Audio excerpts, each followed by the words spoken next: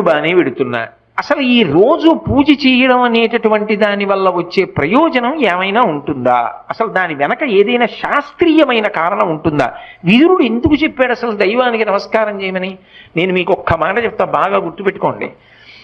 ఎవరు పూజ చేస్తున్నాడో వాడు లోకము చేత పూజింపబడతాడు. నేనన్న మాట బాగా పట్టుకున్నారా? ఎవరు పూజ చేస్తాడో వాడు లోకము చేత పూజ అందుకుంటాడు. అదేమిటండి మీరు అన్నమాట మాకు బాగా అర్థం కాలేదు, మీరు ఏదో అన్నారు బాగుండదని అన్నానంతే అంటారా? మీకు వివరణ చేసే ప్రయత్నం చేస్తా. పూజ అంటే ఏమిటి? పొద్దున్నే దేవుడి దగ్గరికి వెళ్ళో దీపం పెడుతున్నా, ఎందుకు? ఎవరు భగవంతుడు?